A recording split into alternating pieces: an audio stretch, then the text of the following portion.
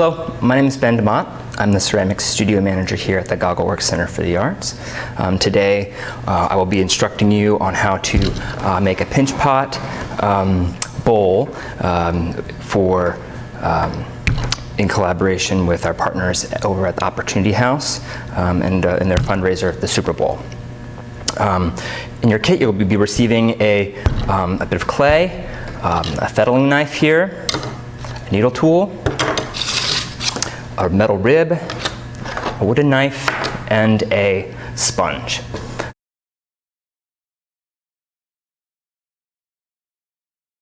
All right, to begin, we're going to make a nice compact ball of clay. The clay really likes compression. Okay, for greater workability. Now I'm going to start by pushing my thumb directly into the middle of the ball, okay? And then, I'm not going all the way through, probably stopping maybe about that far from the bottom. And then what I will be doing is slowly bringing the clay ball around my palm and pinching in between my hand, trying to get into a nice rhythm with consistent pressure. Note that I'm not going to want to pinch and pinch and pinch in an irregular rhythm, as that will alter and affect the overall form. And so if we're looking to create a bowl that is symmetrical, we'll have greater success with more uniform pinches as we come along. So now that we have this sort of beginning to open up,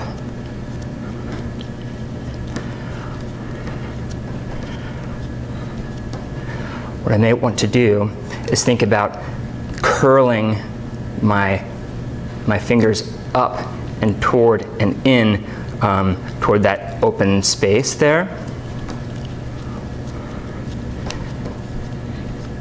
And that will bring the walls a little bit higher.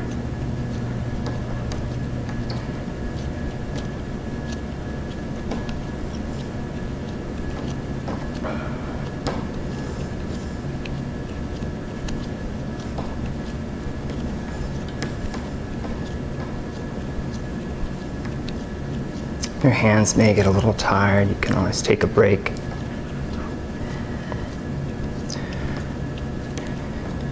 If you begin to see these sort of cracks along the rim, one way to fix that is to, again, compress the clay going across the crack. And I would suggest trying to do that earlier on. That way you won't have cracking in your final bowl. The other thing I'm thinking about is uniformity in the wall thickness. I want to really try to make sure that there isn't too much irregularity between thick and thin. Anything that is thicker than, certainly thicker than my thumb, would be too thick, and we may encounter problems in drying or issues in the kiln when we go to fire it.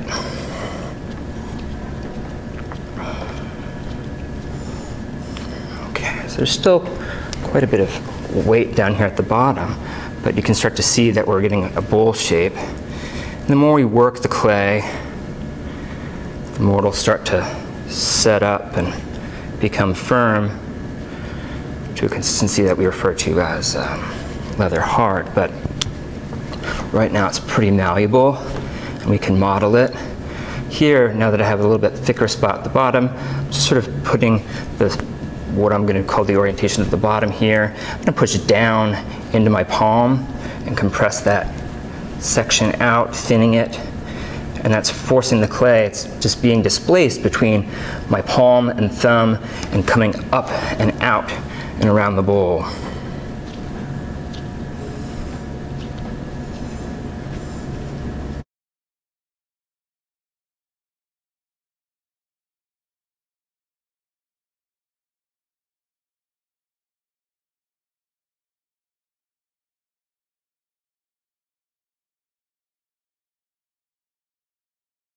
All right, so we are looking pretty good here. As you notice, I put a little piece of paper down here on the table to help me slide the bowl around. A couple things that I'm sort of thinking about, looking at the anatomy of the bowl.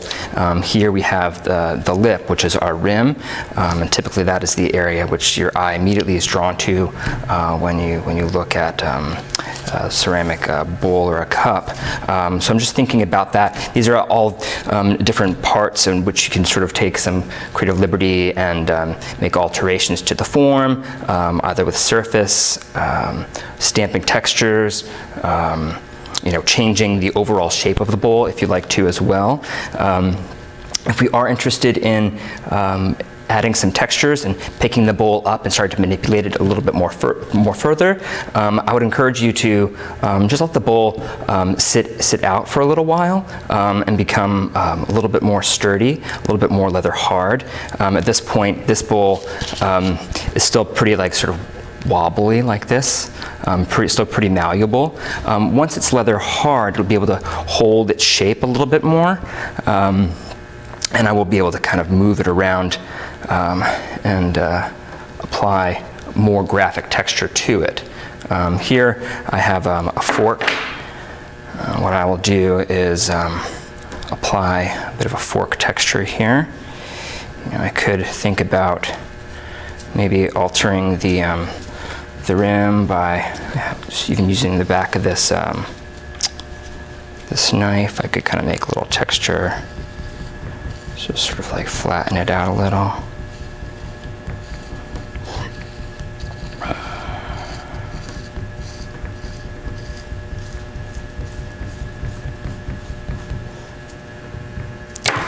Okay.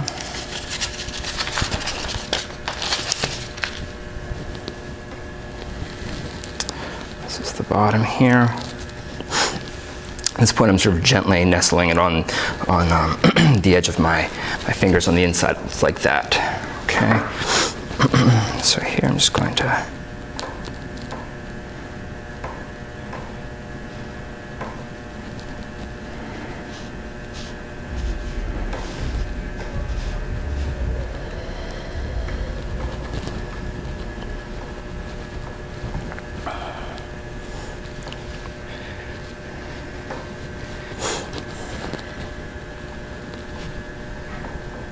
any sort of texture may create an interesting relief to gather or catch the glaze.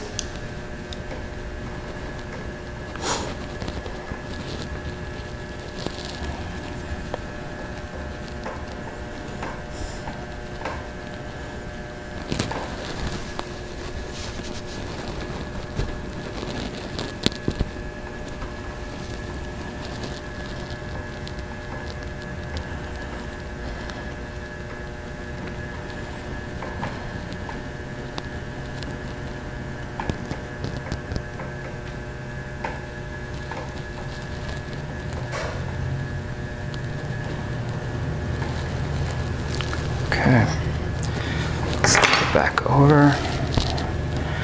All right, you can see where my knuckles have pressed that clay in. Just smooth that out.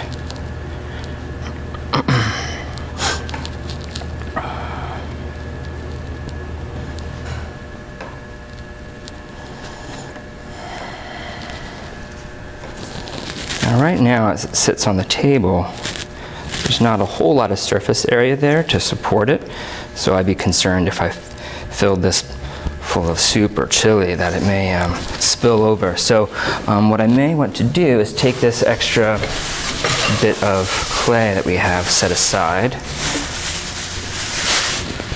And what I will do with that is roll out a coil, and we'll make a foot.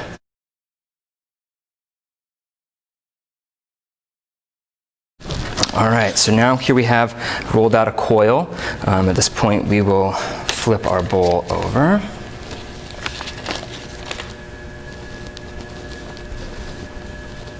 Okay.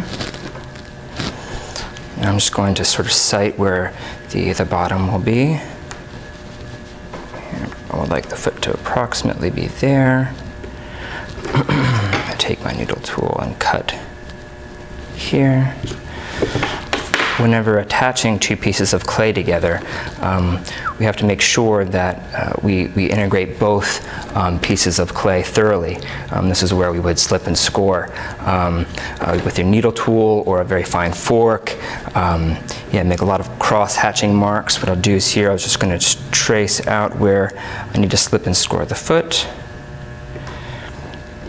Also, to ensure that the coil is integrated well into itself, I'm going to cut the coil at an angle like this.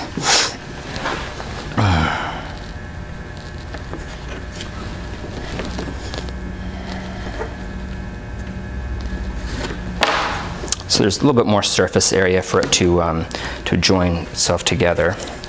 And then what I'll do, come along here.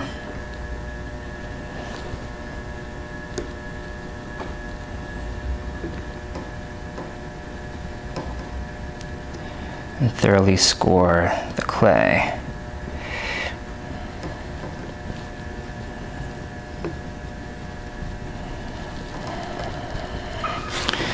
Do the same thing to our coil here.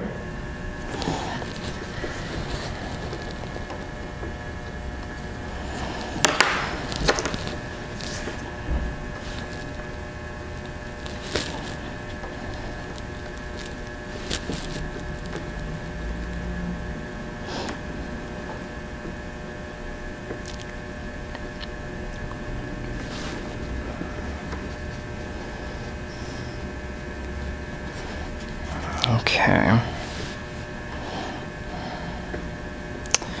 And then I will add a bit of water here. Just dabbing that on the surface so that the moisture goes into those channels of the clay that we had just opened up.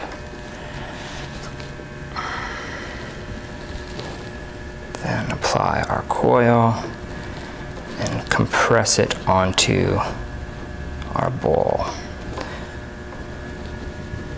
I'll also probably take a moment to sort of integrate that into the sides here. You could pinch it.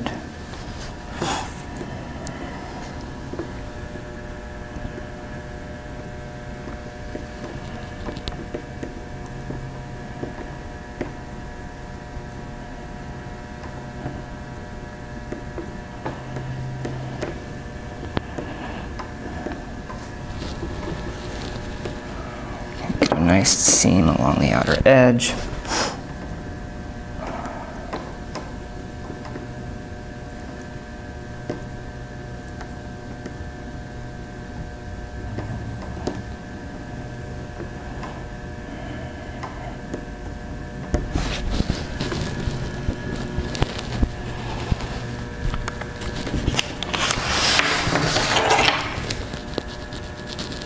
Flip that over. I'm gonna kind of get down below and see what its profile looks like. I think at this point I may want to, this is purely for aesthetic purposes, but thinking about opening up the silhouette of the bowl, opening its contours a little bit, thinking about how it sits on the table, how it appears, and how it functions.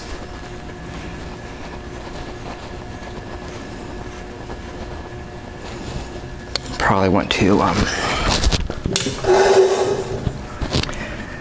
soften any rough edges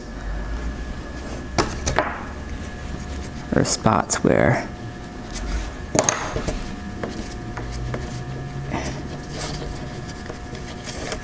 it could snag something or food could get caught in there.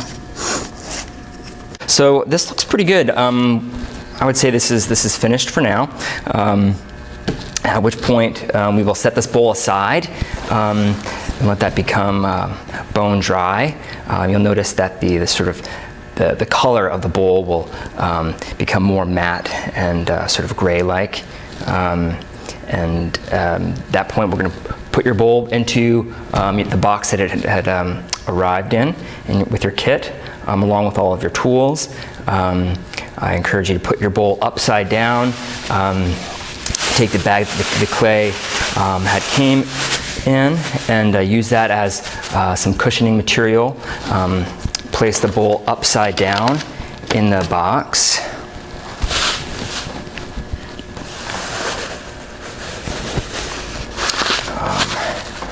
Sit that in there neatly and fill out your glaze of choice.